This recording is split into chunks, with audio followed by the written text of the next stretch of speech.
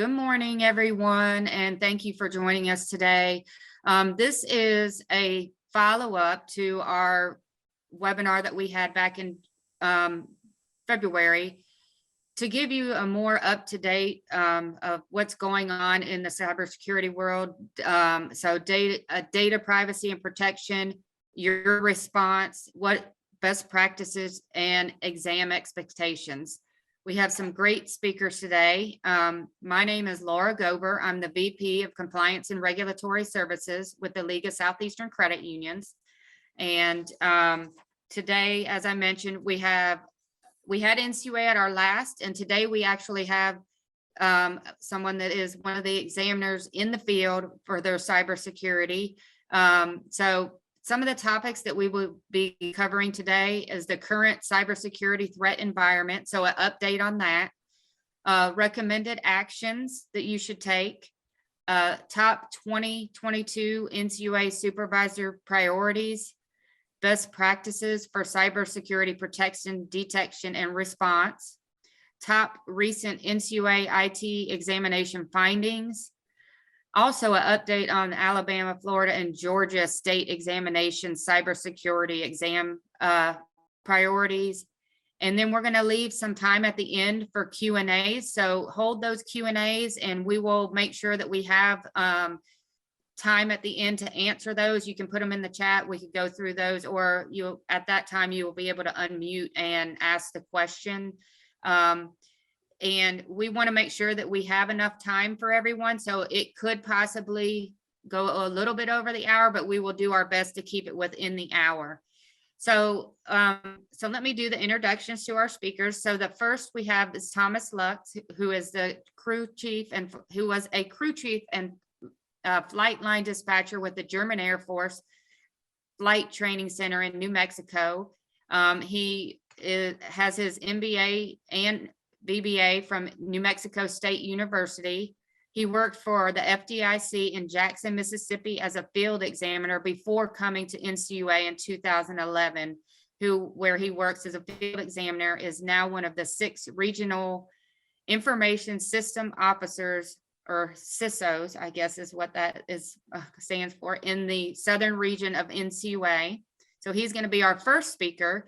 And then we also have with us today Jim Soenkensen, and I always don't do well with the pronouncing that, but Jim is the CEO at Pivot Group LLC, a national independent audit assessment and compliance firm providing exclusively information security and data privacy and protection services.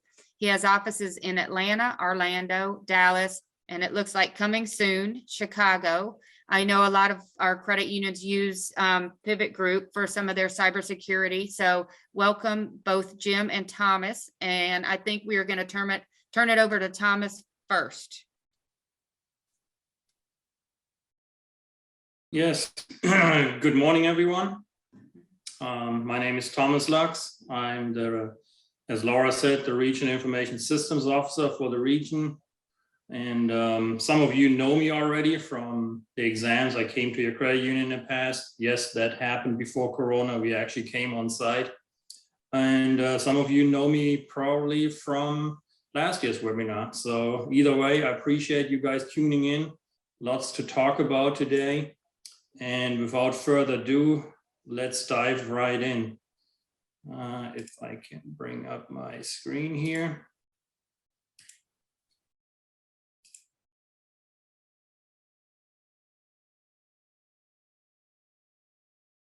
Okay.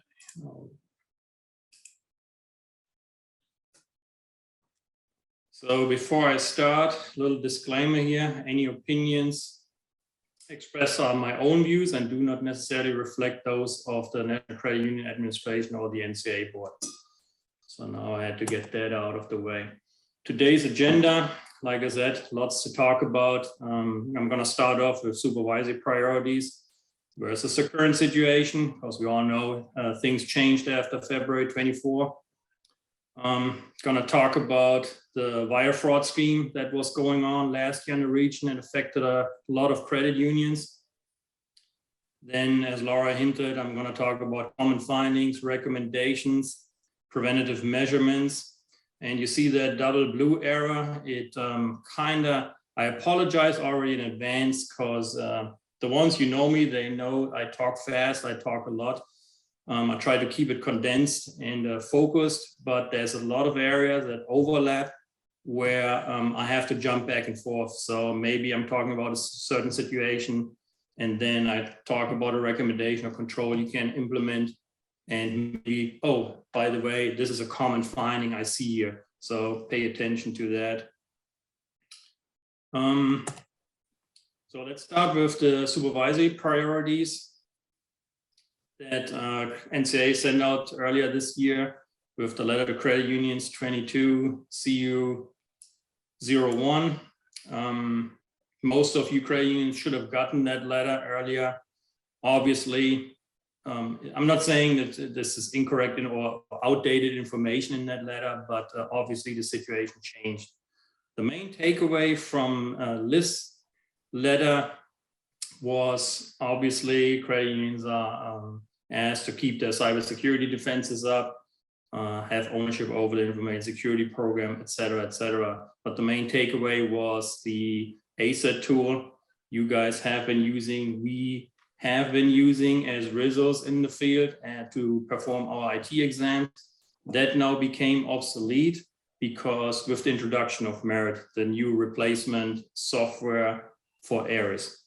Some of you might have seen that already during your current exams. We're using Merit now, and therefore the ASET for us resource became obsolete. But I have to say the agency and us resource as a whole agreed on giving or leaving that tool for the credit unions to continue using. So that is the takeaway from that letter. And recommends, or I recommend too, that you take another look if you haven't done so, if you haven't using the ASET tool already in the past. But if you don't, this is a very good starting point for you guys to see. It's not a risk assessment, it's not an IT audit, it is an assessment, a maturity assessment. It tells you, it's a checklist approach, and it tells you after you completed all the 450 plus statements where you stand in terms of maturity of your information security program. It's very good if for CIOs, IT managers who just started in the credit union to get up to speed. It tells you all the good things you need to think about. And again, it's a very good starting tool. Let's go back here real quick. So, like I said, the supervisory priorities or with the situation in general has changed after February. Again, just because supervisory priorities, the letter says you have to use the ASET. This is not does not mean an all clear for you guys. So we are seeing attacks in Europe going on, and it's probably coming our way. So use the time. Currently, we haven't seen any attacks on US soil yet, cybersecurity attacks. Use the time now to get your defenses up. I know you're all doing that. You're all working on it. Every week I see it during my exams. But use the time to strengthen your network and your cybersecurity posture. The attack vectors we have monitoring what's going on in Europe, especially in Ukraine, is that attackers trying to establish malicious command and control infrastructure within other networks. This was a scheme we saw last year with the SolarWinds attack. They snuck into the network, they took over, they lingered in there for a while until they finally attacked or extracted data from SolarWinds. So these are attacks we are seeing going on in Europe, and especially in the Ukraine.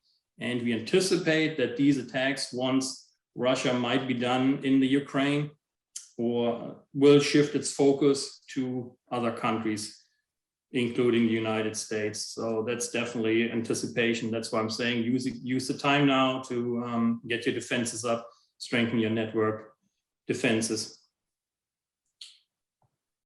Now to last year's wire fraud. we had a large wire fraud scheme running through the region. 5 credit unions became victim of that fraud. And one of them was actually hit with a $1 million wire fraud. Good thing in a bad situation, what happened, that particular credit union actually attended the same webinar last year. And luckily they wrote down my contact information. So when they became victim of that wire fraud that morning, they called me right away. And I told them, and this is something, now guys, pay attention. This is something you need to write down. In case you become a victim of wire fraud, write it down on a big yellow sticky note, stick it to your monitor. You go immediately to ic3.gov. That is the FBI's Internet Crime Complaint Center, and you file a complaint immediately after you found out that you got hit with wire fraud. So don't let the term complaint fool you. The complaint means that with your complaint, you initiate the wire kill chain with the FBI. So what the FBI does in the background, they immediately scramble their cybersecurity SWAT team, and they go immediately try to follow up and trace those wires where they went and try to get them back.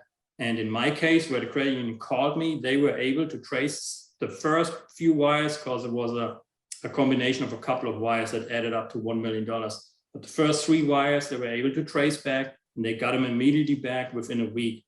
And over time, the next few months, they were able to recoup and got the money from that credit union back. I'm not sure if it was the full $1 million, but it was definitely a good chunk that the FBI got back for the credit union. So again, write it down, ic3.gov, because you will need it at one point. Now, what happened there, and to not to go into too much detail, because we don't have enough time or I don't have enough time today, but it was basically a business account takeover where the business email account was compromised. The adversaries had the login information, therefore they were able to spoof emails and initiate wires either through the corporates or directly through the wire platform, whichever the credit union was using.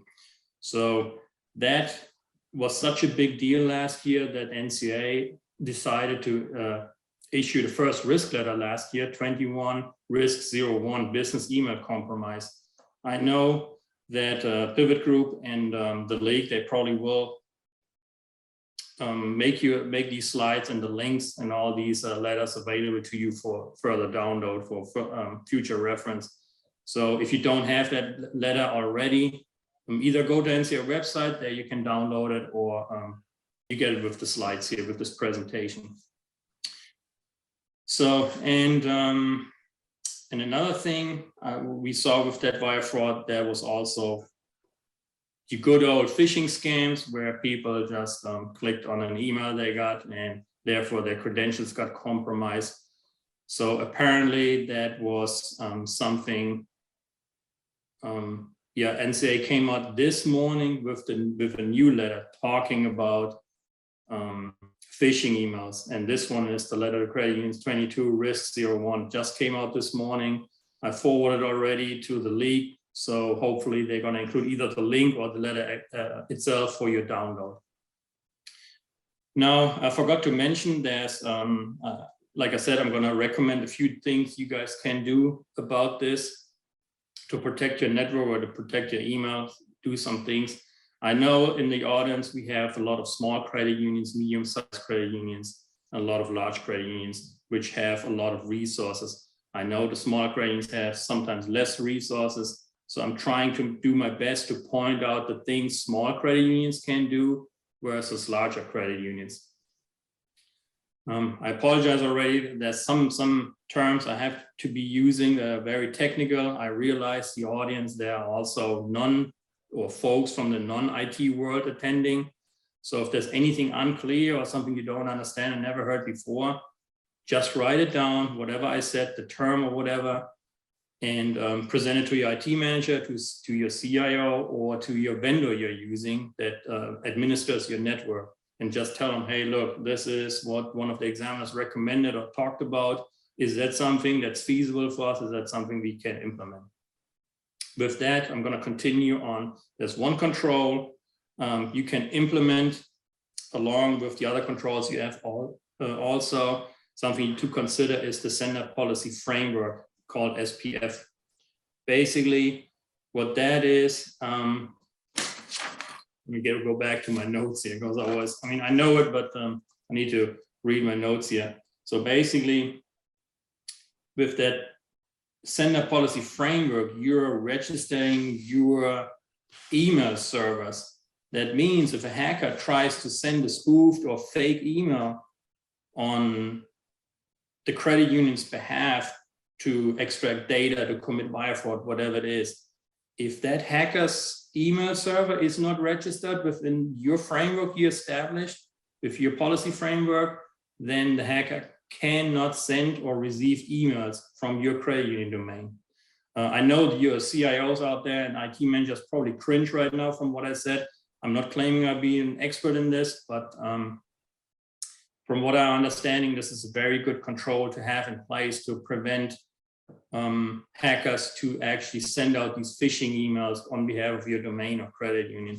So if you don't know what it is, you never heard the term, write it down, present it to your IT manager, talk about it if that's a feasibility you guys could do.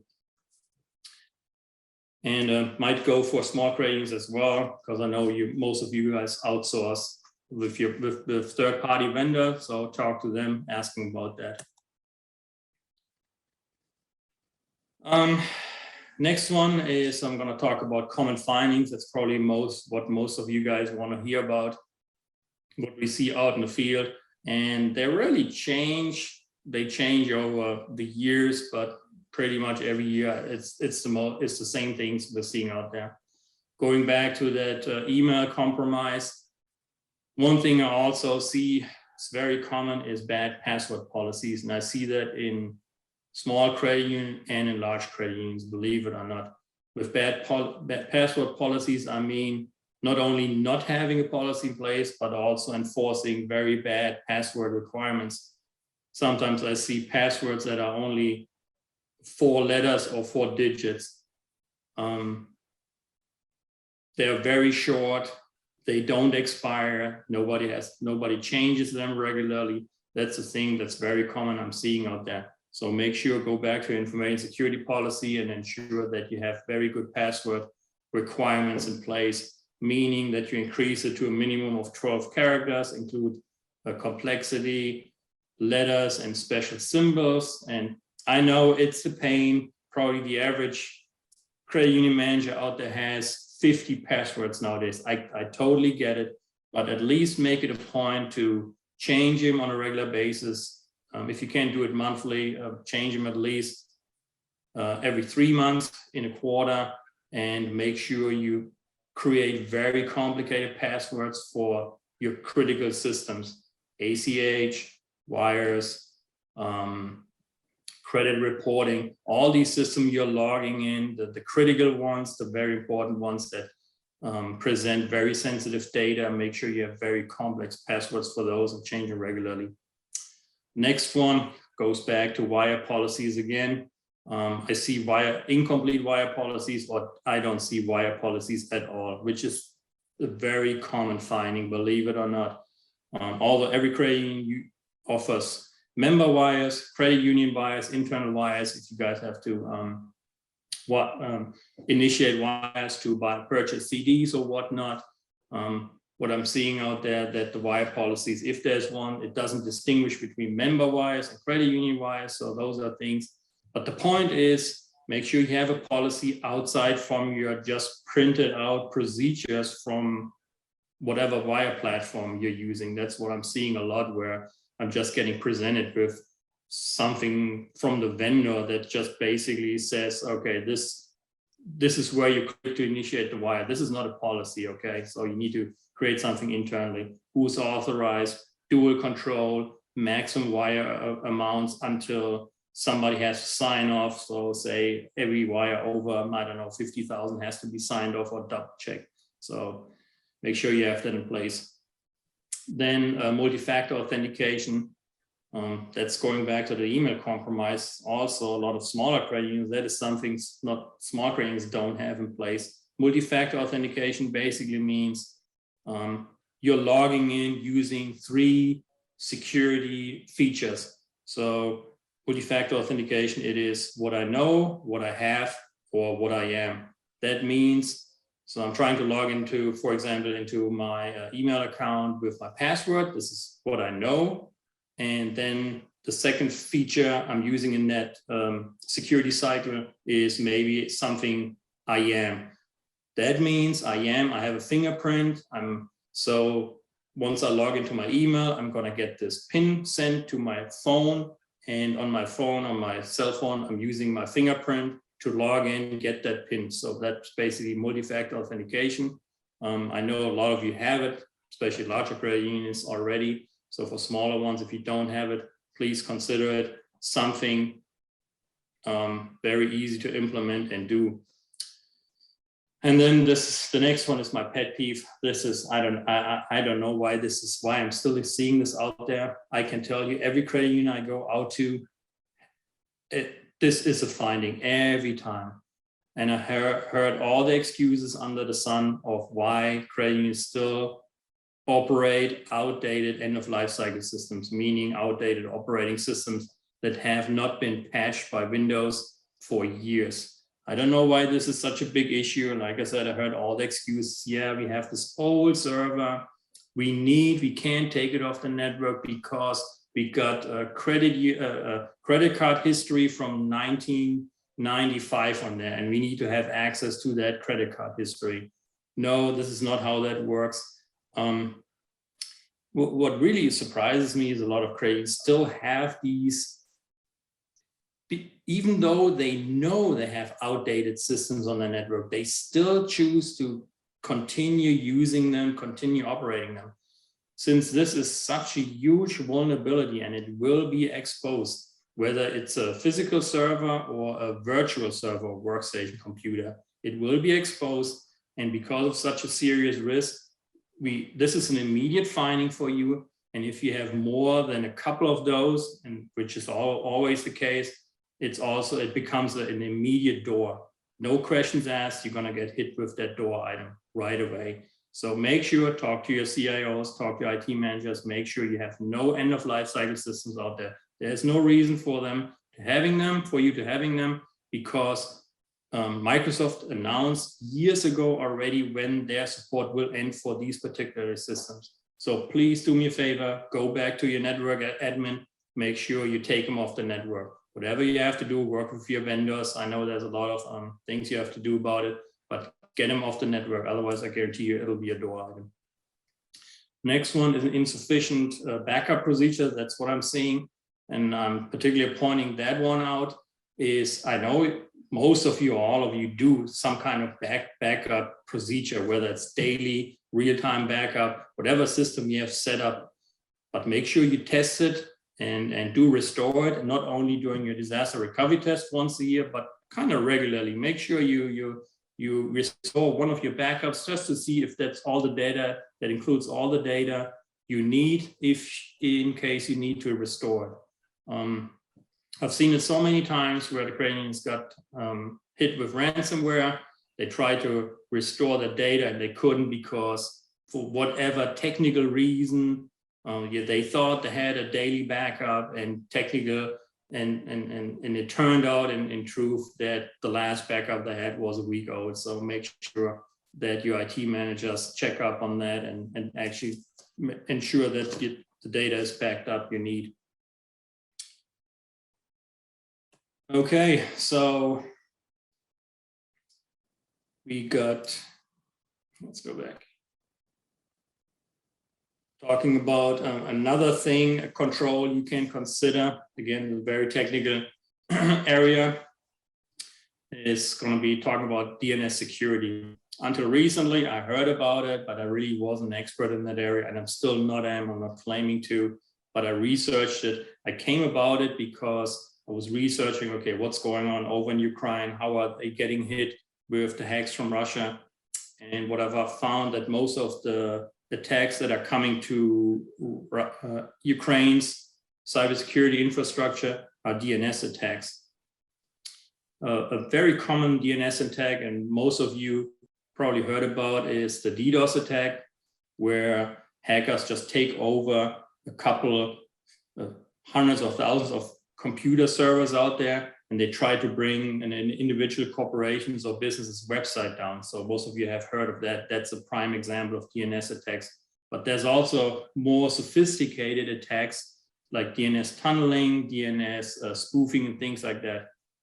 Again, if you don't know what it is, if you don't have it, if you're not sure, write it down, talk to your CEO, talk to your IT manager about that. But that's something I recommend to think about and to implement, which is called DNS security, where you basically monitor DNS traffic to see what's going on, and maybe implementing DNSSEC.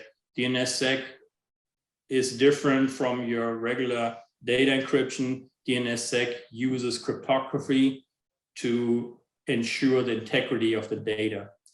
And let me go back here for a minute.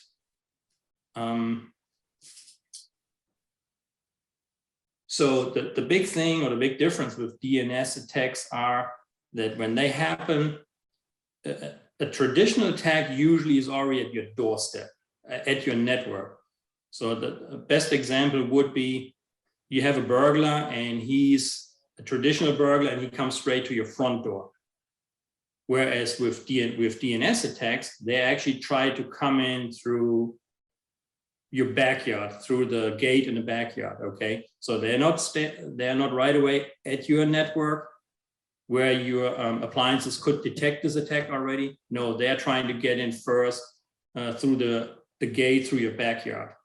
So, and that gate, you don't have a security camera right there. You only have a security camera at your front door. So if you implement DNS security, you're actually essentially putting up a security camera at the gate over in your backyard. So basically you could detect and maybe stop the attack already before it gets to your network. So that is the advantage of having DNS security. And mostly what that does, it just monitors the traffic on the DNS layer, and then ensures, if you have additional steps like DNSSEC in place, that it ensures the data integrity and nothing can be tampered with.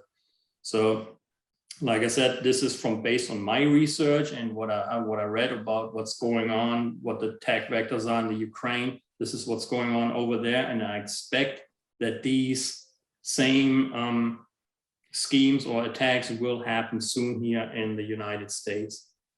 Once they're done over there, it's probably going to spread over other countries as well. So something to consider, something to talk about. I know it's just another thing you have to pay for, you have to implement. It's another big project. Again, it's just something to throw out there. You can discuss with your team, see if it's feasible for you, if it works for you. Some of you guys have it already in place, which is great. Really appreciate that. I've been talking to 2 other credit unions before this webinar, and they said they have it, works good for them, and it makes their network a little bit more secure.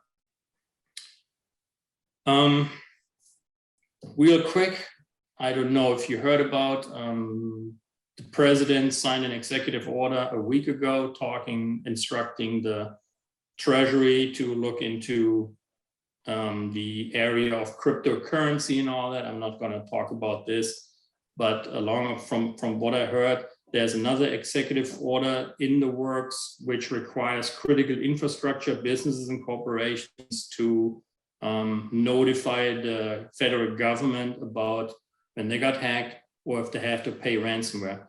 It's, from my understanding, it's not signed yet, that order. I'm just throwing it out there for you guys to keep an eye on that. It probably will come, but the essential takeaway from that is that CISA, which is the government cybersecurity agency, will require then every business within the critical infrastructure, which includes financial institutions, banks and credit unions alike, have to report to the government if they got hacked or if they got breached, their data was compromised within 72 hours.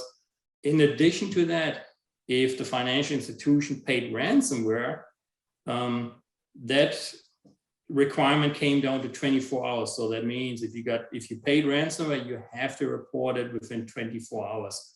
So like I said, the order has not been signed yet, but it's coming. So just keep an eye out on that and make sure you have your incident response plans updated once that order is out there, and probably updated with CISA's contact information as well, because that is the government cybersecurity agency that kind of centralizes and gathers all that information and notifications. Okay, I think I got through this presentation faster than anticipated, which is good. So that leaves us more room for Q&As. Here's my contact information. Like I said, this one credit union had the contact information when they became victim of wire fraud. So that might be something you want to write down, and then contact me if you become a victim. And as I mentioned before, make sure you write down ic3.gov for wire fraud. Put it on your monitor that you have it. And the other one is CISA, Cybersecurity Infrastructure and Security Agency.gov. That's where you would have to send your notifications if you got breached, not only to NCUA now or to your state regulator, but also now to CISA when the order will be signed. Thank you very much for you guys listening to me. I know it was a lot of information. I'm a fast talker, but I feel the need that I need to pass on the information, or I have the obligation as information security officer to pass on all the information I have to get you up to speed. And yeah, so you guys just get better and strengthen your network. Again, thank you very much. Thank you so much, Thomas, for that information. And again, we will be sharing these slides after the fact, so we will make sure that everyone gets this. So next up is Jim. So he will get his presentation ready, and I will turn it over to Jim.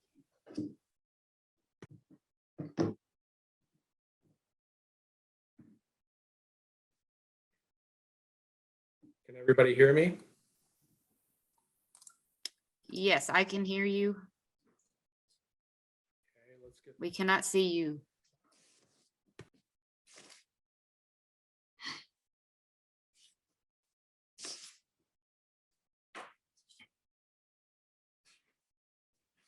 And your presentation is up and ready. Yep, perfect. Okay, good morning, everybody. Thank you, Thomas. This next slide is for the state chartered credit unions primarily.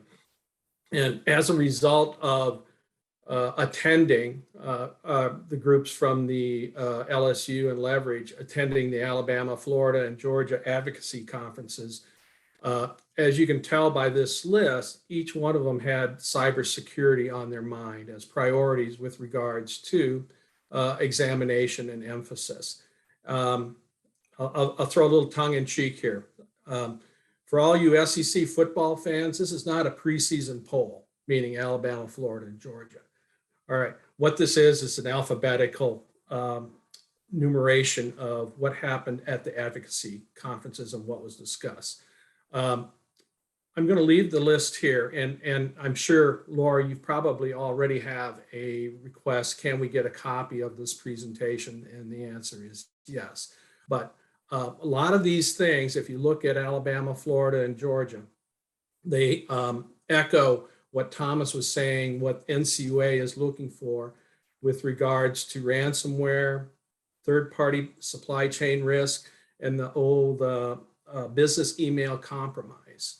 FLOR almost mirrors the NCUA examination cycle with its ASET and reviewing the NCUA cybersecurity resource webpage and using merit versus ARES. That's going to be their emphasis from an examination perspective. At the Georgia conference, we got a little bit more down in the weeds with that, is ensuring that the backup systems are operational. We've got our systems updated and devices updated. We've got an active and lively disaster recovery program.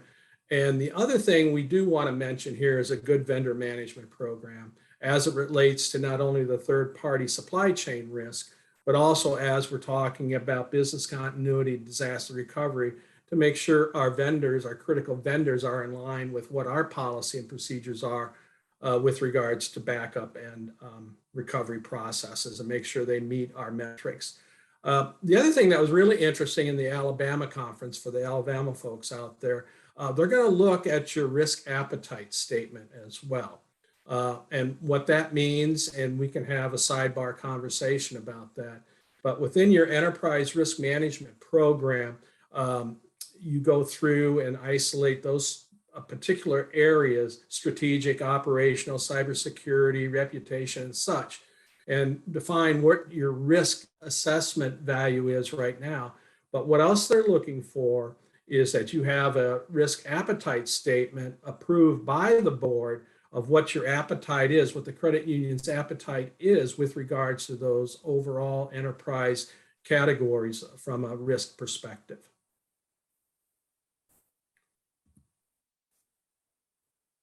Next slide, please. As Thomas mentioned, with the DNS and the SPF and the DNS Sec, here are some effective cybersecurity practices and defenses.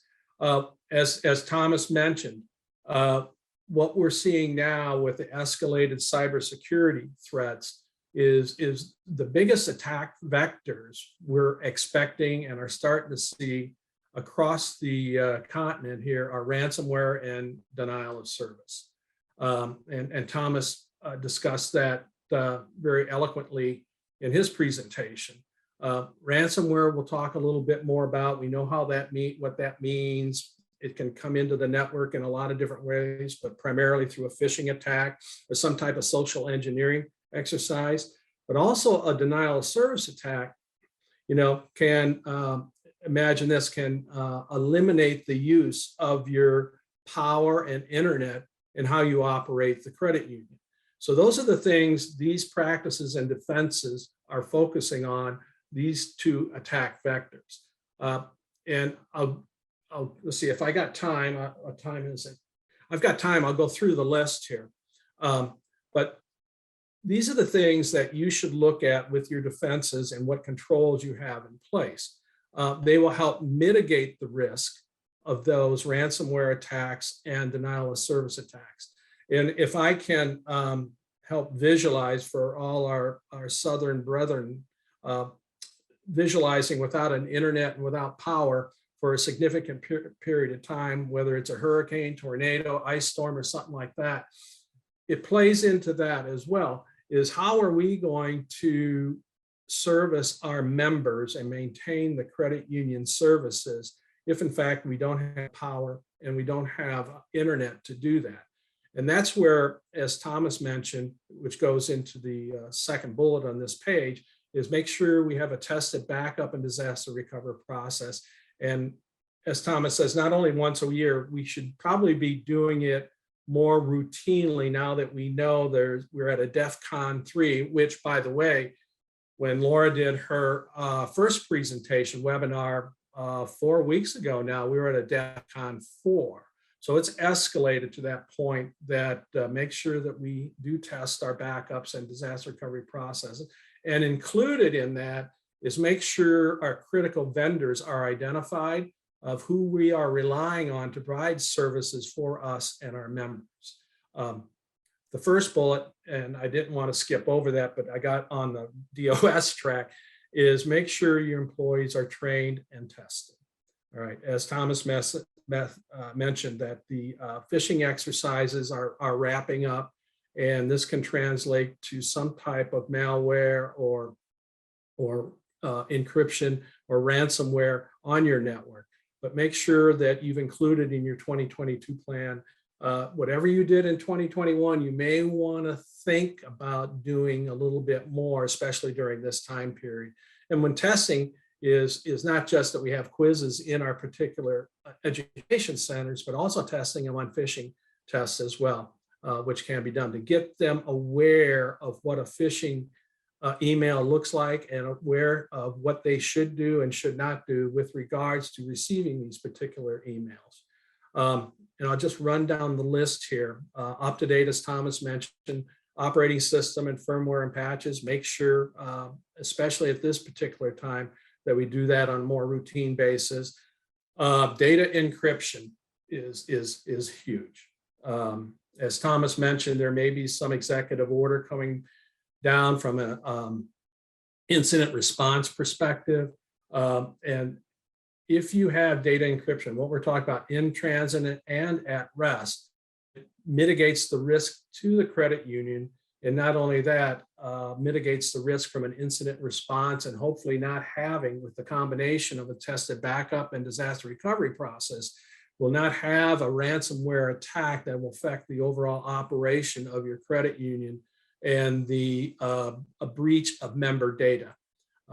We also recommend routine vulnerability scanning. Whatever you're doing today, making sure your systems are up to date and make sure there's no malware on your network or devices. Whatever you were doing before, if it was a once a year thing, maybe you want to consider it a little more often, just because of the state we're in right now with the cyber threat arena. I have a social media policy on here. That is one of the attack vectors when our hackers are looking to see what information they can get about employees. And one of the areas they look at is, what are your employees posting on social media about themselves, about the credit union, about management and such. And in addition to that, that fits like a glove into Thomas's recommendation on the business email compromise. That's where they can get this information lots of times on social media and on your website, but making sure you have an effective social media policy in place so your employees know what is an acceptable approach and use of social media within the use of the credit union's information. Updated antivirus, anti-malware, and data leakage. User access audits. This is big, and I've heard from a couple states, and I know from an NCUA perspective, what this means is, do your employees have access to the systems they should only have access to, and can they only perform the functions that they're supposed to be doing? And that should be a part of your overall internal audit plan. Make sure your cybersecurity data breach policy is updated. And as long as we're on the policy trend here, one thing that we left off this list that I want to make sure will be included in this list when we publish it is your incident response policy as well.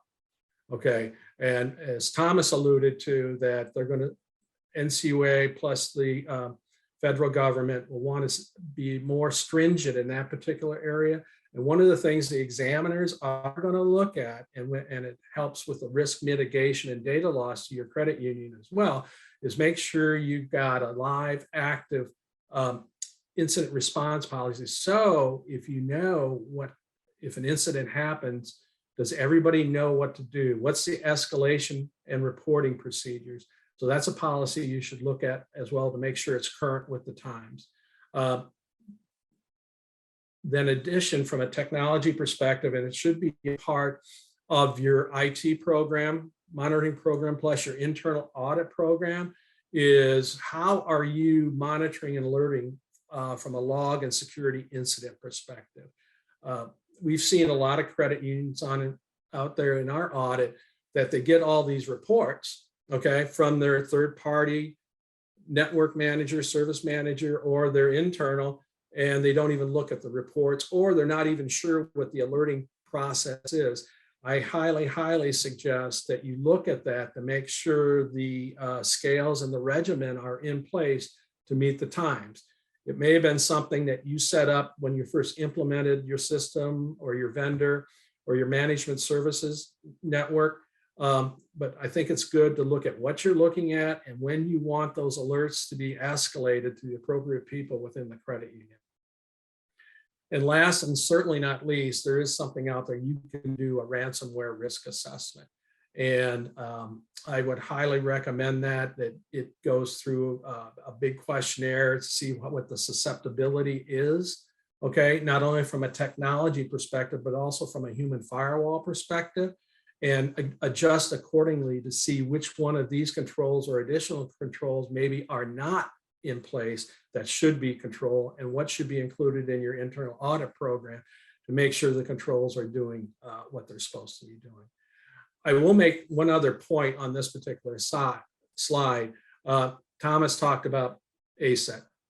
And by now, over the last, I don't know how many years, Thomas, 5, 6, 7 years, we've been talking about ASET.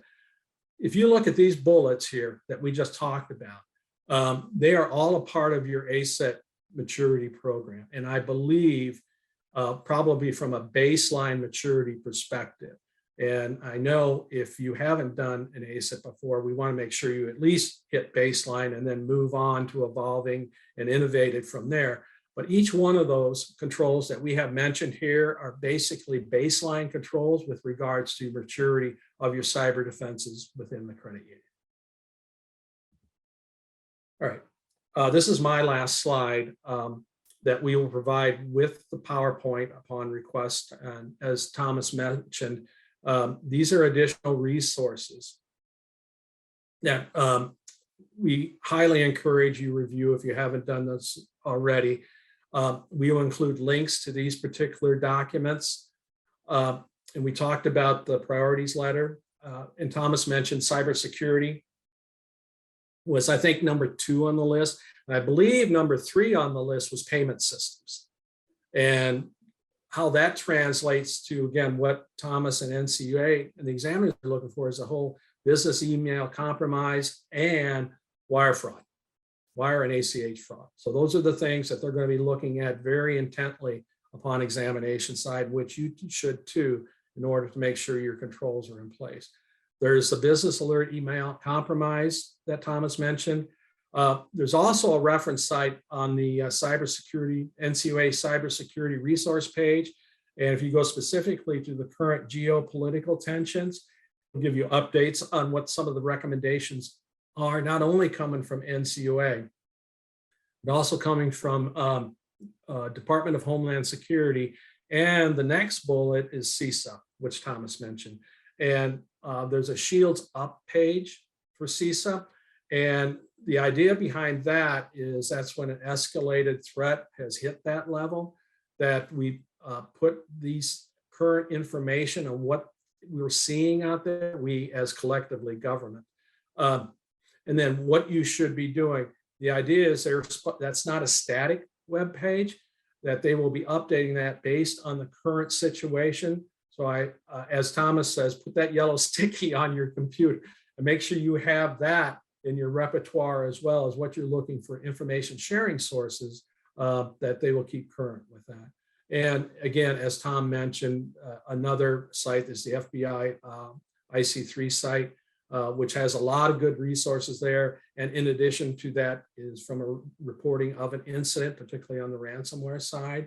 And I might mention too, which Laura is responsible for, putting out monthly newsletters, the InfoSite compliance newsletters, which contains really good information across the compliance board, but also picking up on the cybersecurity alerts and what are some good tips and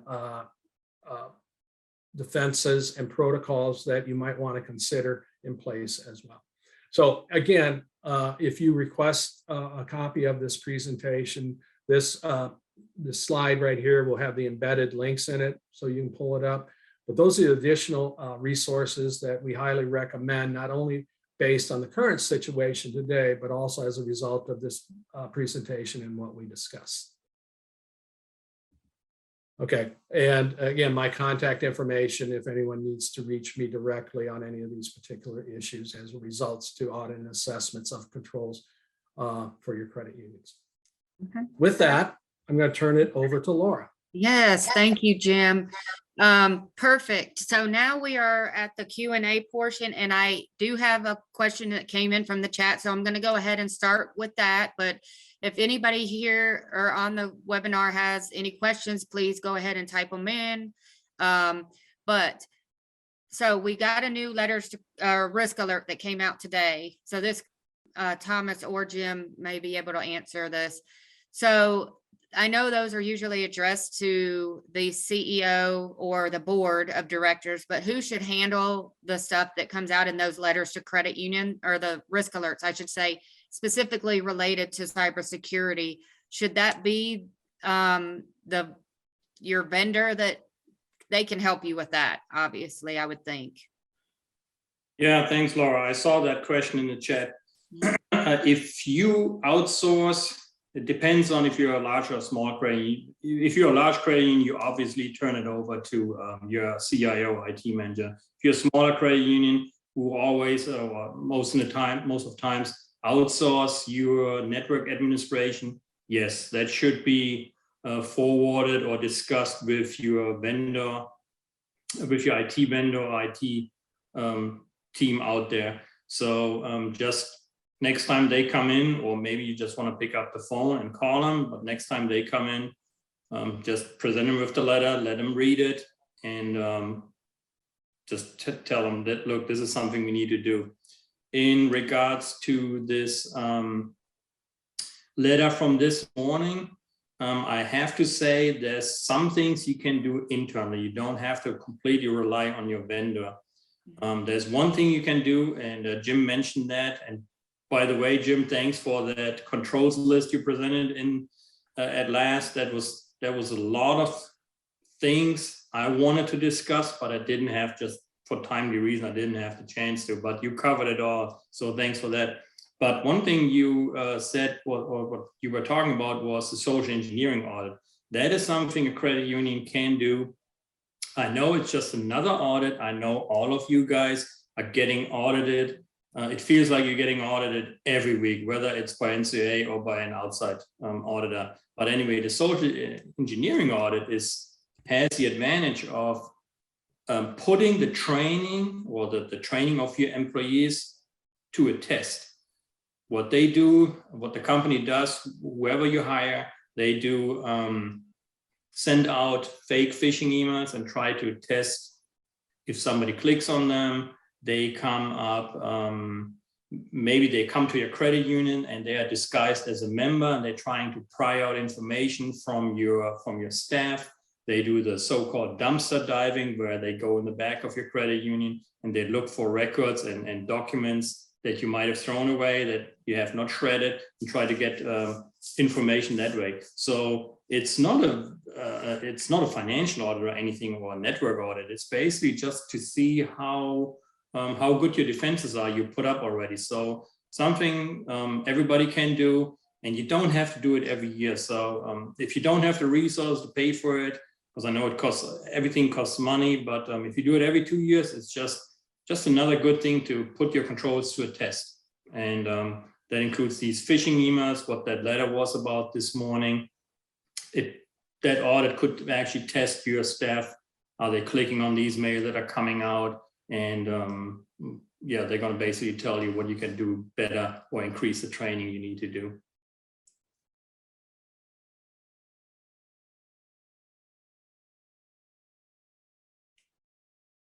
You're muted, Yep, Laura. I'm getting out. Okay, sorry. We also have several folks asking about the presentations and how that will be distributed. So we can email a link. If you email david.hughes@myleverage.com, he can get that out to you. And we will make sure that we put this out on under the compliance portion of the LSCU website as well, so that you have access to this information. And I don't see any other questions. Okay, I did have somebody say, can you repeat again about the letter that came out today? So I'm not Thomas, you sure wanna which take that? portion. Yeah. You want to take that, Jim? You're the expert. It came from your agency. Oh, okay. I thought you said you wanted to talk. So again, it's about phishing emails and what you can do. So I just scanned over it because it just came out before I got on this presentation. At least I got it. So I just scanned over it, but it looks like it's about, let me pull it up here real quick. So heightened risk of social engineering and phishing attacks. So most of you know that there are phishing emails floating around. Most of you probably have gotten them yourself. So just make sure you don't click on them, and also make sure, yes, you know it as the manager and the C-suite management, you know about those phishing emails, but make sure if you get new hires or just in general your staff, that they are trained on the possibility of phishing emails regularly. That means nowadays this training, your information security training, needs to be increased to the frequency of quarterly training. And you don't have, doesn't have to have a full, doesn't have to be a full-blown training session for an hour. No, it can be just a little reminder email. Hey, look, folks, this is your IT manager. Please make sure if you see a suspicious email you're not sure about, don't click on anything. Just notify me as the IT manager and show it to me, or show it to your next supervisor or manager, and figure out if this is a phony email, a fraud email, or if that's a legit email. Especially when you get any emails that talk about wires or ACH or any financial transactions, don't click on it or don't respond it right away. So that's basically what it says here in that letter. Just be cautious about your emails you're getting. Read them, look at the address where they're coming from, look at grammar and English, because most of these phishing emails, they come from foreign countries. And if you see already English or sentences in English that doesn't make sense to you or have a lot of grammar mistakes or errors in it, that's already a good sign for to delete that email right away. If something is really so important or so urgent where you have to respond to, somebody will usually call you, whether it's your corporate credit union or your vendor. They pick up the phone and call. They're just not waiting for you to answer via email. If it's so urgent, you just can delete it. If it's urgent, somebody will call you. Yeah, that's basically what that letter is. Don't reveal personal and financial information in email. That's a given. Do not respond to email solicitations for this information, blah, blah, blah. So basically just use common sense. If you get those emails, read them once, twice. If you're not sure, delete them or show them to your IT manager and be done with it. Better be safe than sorry. And Thomas, I would echo your comment on your technology recommendations as well. Just have your IT group look at the DNS and DNS Sec and the SPF. That can possibly help reduce the traffic you'll see as well. Oh yeah, and I forgot to mention, I saw in the chat somebody was asking what the DNS stands for. DNS is domain name server, but the domain name system in general. It's basically, those are servers that are out there in the internet, and they translate your IP address, which is a bunch of numbers, to a readable format that everybody can read. So for example, you have an IP address, whatever, 192. Blah, blah, blah. And then those servers translate it. When you pull up a web page on your browser, like NCUA.gov, that's a translation. So that a human can read it. That's basically what DNS is. So it's a much more broader area, but that's it in a nutshell. So hopefully I answered that question. Any other questions? It looks like we did have somebody trying to type one in. It didn't quite come through. I don't know if they want to try to type it again. But we will have a link to that risk alert that came out today in our newsletter that comes out. So you will see that in our upcoming compliance info site newsletter. So there'll definitely be a link for that. But you can also go to ncua.gov to get that under their risk alert area under the letters to credit unions. So I think that is all the questions we have at this time. again, thank you everyone for joining us. Thank you, Thomas and Jim, for speaking. And we will have the presentations available in several locations. One will be in David. If you email David Hughes, he will make sure you get the link. We will also put the slides and the PowerPoint on our lscu.coop website under compliance.